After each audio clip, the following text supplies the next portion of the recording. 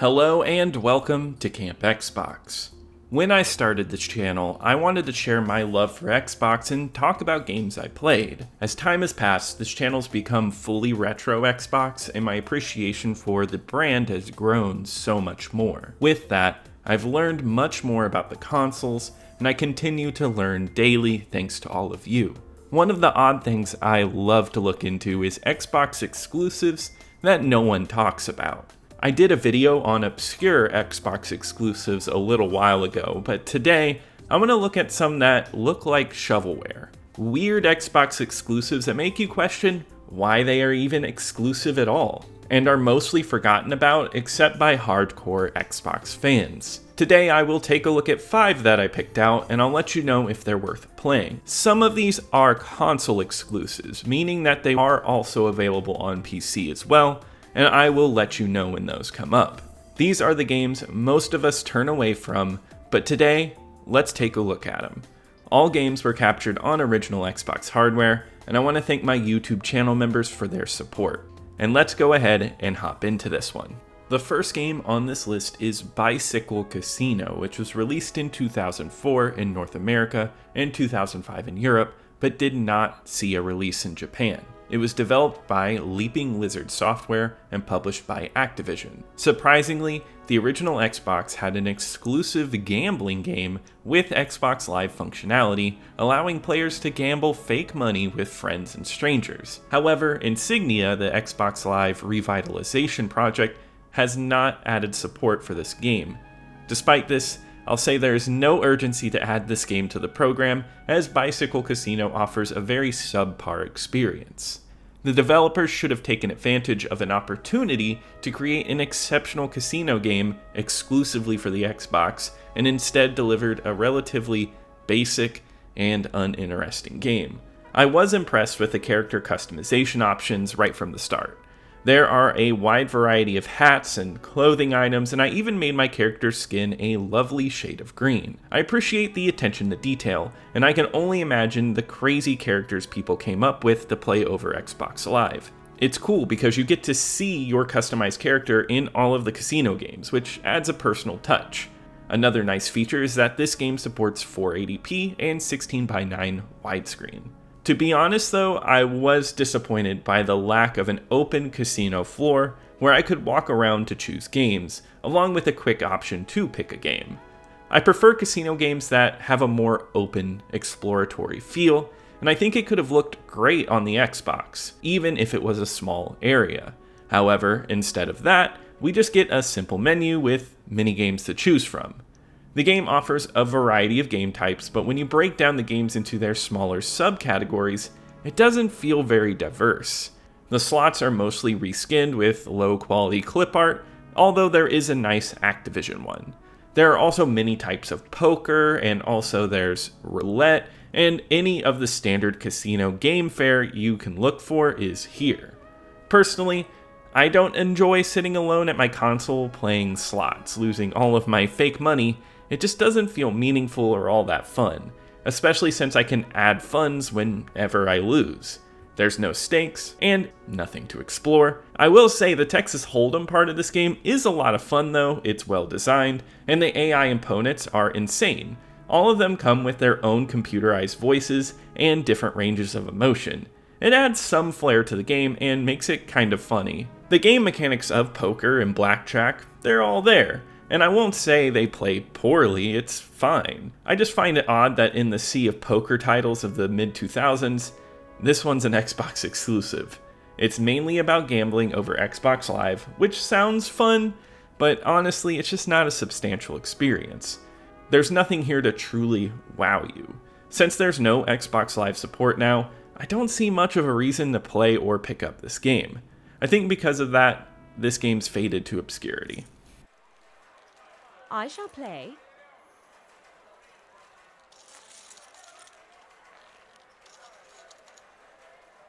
I'll play. Raise. This could be a good one. Next up is AMF Bowling 2004, published by Mad Duck Productions and developed by Black Market Games. It was released in 2003 exclusively in North America. This Xbox exclusive bowling game offers basic bowling gameplay, but not much more. The character customization is poorly executed with blocky models reminiscent of PS1 games and with limited variety. The game offers a local play and a simplistic career mode which promises different bowling alleys, but only delivers new bowling banners without any real fun or variety in alleys. This bowling game aims for realism with its old-fashioned bowling alleys and realistic oil on the lanes.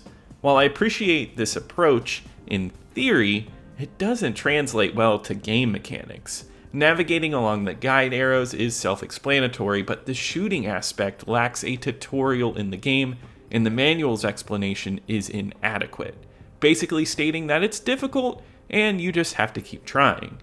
If you want to consistently score strikes, this game is not going to meet your expectations. The shooting mechanism requires 3 button presses, one for power, one for determining straightness, and a final one for spin. However, the speed at which this happens is so challenging to execute, and if the oil on the lanes is not perfect, it can disrupt your shot completely. I had to learn a lot of this just through trial and error, and honestly, it's not enjoyable to bowl with these mechanics. I feel like other games have bowling mini games that are better than this, and this one just comes off disappointing. This one is difficult and feels like a chore to play. It could have been better with additional modes or activities, but there's not much to this at all. On a positive note, I will say this game supports 480p, which is a nice touch, and it could be fun to play with another player. However, it doesn't offer hours of gameplay, and it might only be enjoyable for a few rounds before you moved on to the next game. Also, it's best to turn off the music for this game while playing because the songs don't transition smoothly. Between every time you bowl, the song changes abruptly, and it gets so annoying and it's distracting. I personally was shopping around the Xbox library to find a fun bowling game, and although bowling is a classic video game type, this one attempted for realism but ended up being overly complicated. I felt that I could bowl better in real life than I could in this game, which is not usually the case with bowling games. Additionally, the game just has poor sound, unattractive character models, and just has nothing to do, making it a forgettable experience and one that many would not want to remember.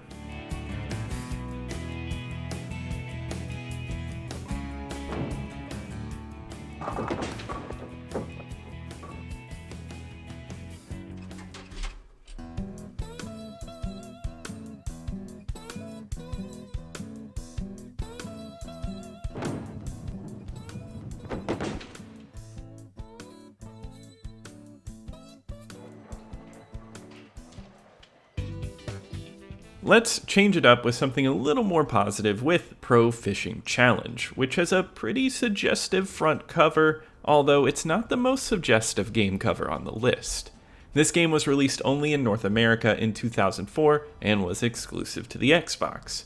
It was published by Atlas and developed by Opus, and I initially expected a fairly generic fishing game, but to my surprise, this game handles fishing well. It also has a nice look supporting 480p on the Xbox. And one of the most noticeable aspects when you start this game is the incredible music it features.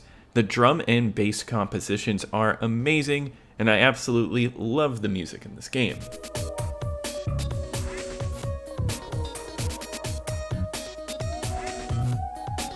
In Pro Fishing Challenge, you can create your player and compete in tournaments to earn money. This money can be used to unlock new fishing gear and better boats, making your fishing experience easier. You start the game by taking your boat out early in the morning, choosing your preferred area, and casting your line to catch some fish.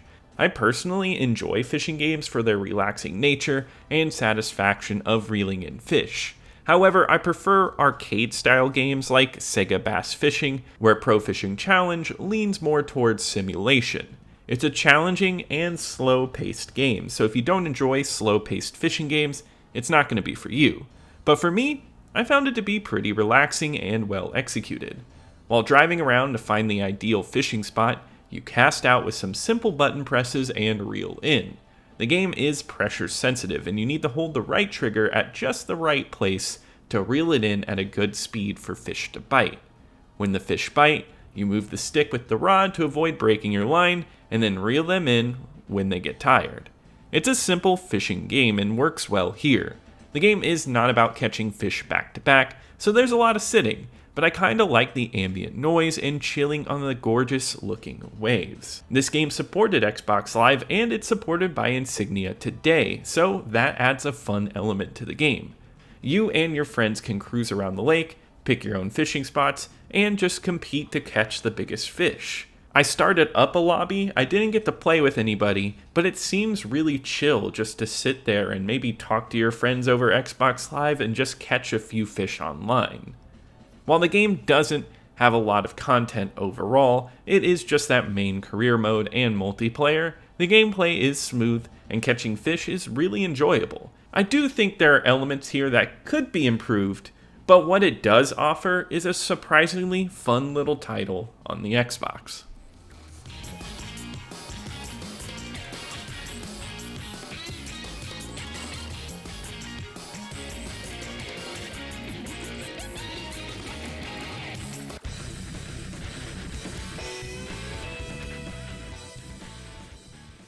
We have another smaller sports title with Virtual Pool Tournament Edition.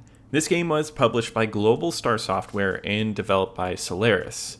It was released worldwide in 2005 and is a console exclusive, so it was only released on the Xbox in the 6th generation, but it did have a PC release. There was a planned PS2 version, but that was canceled. This game offers the classic game of pool in video game form, which is a standard in video game history. When you think of pool video games, this game does not reinvent anything. You go to a table, line up your cue, hit the balls into their holes, and the game offers various different types of pool, but I always enjoy the simple 8-ball mode, and I think it's a great way to play it. The aiming is smooth, and the physics on the balls is well done. I never felt cheated, and it worked very well. My experience with this game was actually quite enjoyable, and the AI opponents become progressively more and more challenging. However, I noticed that the easier AI opponents sometimes made deliberate mistakes instead of attempting to score. The game features tables set in various locations, such as bars and castles, and it adds a unique background touch to the game. The career mode impressed me the most as it provided a sense of progression. In this mode, you start in your garage and you play against opponents for small amounts of money. As you move from one area to another, your wager for bets increases with the amount of money that you have and how much you've climbed up in the rankings. This game actually starts out with an FMV sequence with the main bad guy of the game, and your goal is to reach the number 1 rank to be able to take him out. As you advance in rank, more opponents are willing to play against you, and you earn more cash in order to get there. It's a lot of fun. I noticed something funny about this game though, and that's every opponent in this game has a picture of a real face. It's a quirky aspect of the experience, but I think it adds to the package. Progressing through the ranks was fun, and the pool playstyle works well. The game also looks pretty decent, running at 720p and supporting 16:9 widescreen. It's a nice touch that I always appreciate to see in any game. Another great feature is the support for custom soundtracks. The default music here is awful, so replacing it is a top priority when you start this one up. This alone adds a lot to the game. I think Virtual Pool could be a great multiplayer experience as well. It's a pretty basic pool game, so I wouldn't rush out to buy it. However, if you come across it and you're interested, it's not a bad time waster, especially if you have some friends to play with.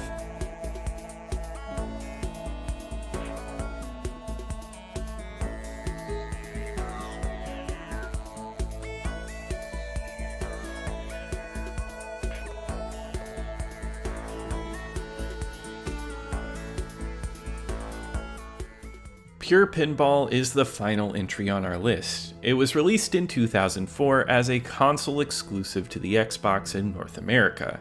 However, it also had a PC release a year before moving to the original Xbox. Half-naked women were added to the cover and menus when this game was moved over from PC to the Xbox. It seems like they were using sex appeal to sell this game, but I'm not sure if that strategy works for a pinball game. Despite that, the game does offer a solid pinball experience. In this game, you get to play with 4 different pinball machines, each with their own unique themes, such as cars or the Old West. They each have their own soundtracks, voice lines, and mechanics that make them distinct. While I'm not a huge pinball fan, I must say that playing pinball is always a good time, and this game keeps that tradition alive. The ball physics are excellent, and how the ball interacts with the environment and gains momentum from flipper hits feels realistic. It never feels floaty or fake. It shows off each board's pinball experience well. Also, there's a helpful hitbox for each machine that provides details about small missions to keep your scores up. It's extremely satisfying, and I found each machine to be fun and deep enough to keep you coming back to beat your high score. This game also has some cool features. It's supported by Insignia, so all your high scores are saved on Xbox Live. And I've made it into the top 10 on the Space Pinball board and want to climb up even higher. The game also supports 16:9 widescreen, which looks fantastic. There's lots of ways to view this game as well. You can play with a glass pane on the board that gives off a light reflection that's realistic, but you can turn it off if you're not a fan. There's also many different camera angles to choose from when looking at the board, and it caters to many different playstyles. You can get a close-up view of the ball as it goes off of things, or you can do it as far back as possible. It's fun to see so much variety in such a simple game. The game has a unique ambient track of voices, and it gives it an arcade feel wherever you play. The music and sounds on the boards replicate a nostalgic pinball atmosphere, and it makes this game rather addicting. It's a surprisingly well-crafted pinball game.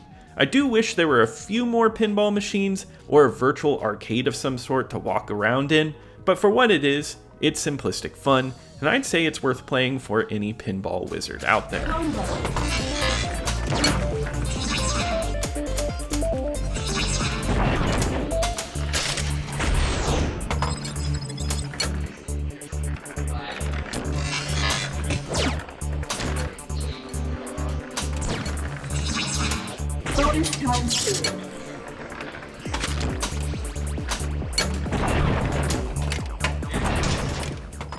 That does wrap up our list for Xbox console exclusives that no one really talks about. They're all smaller scale games, but there were some here that were definitely interesting selections from the exclusive lineup on the Xbox. If you enjoyed today's video, be sure to like as it helps out the channel a lot, subscribe to keep up with the retro Xbox content, comment below with any of your favorite weird Xbox exclusives or exclusives in general. Also, I want to give a huge shout out to my YouTube channel members, campers, and camp counselors. Thank you so much for your support, and I'll see you here next time at Camp Xbox.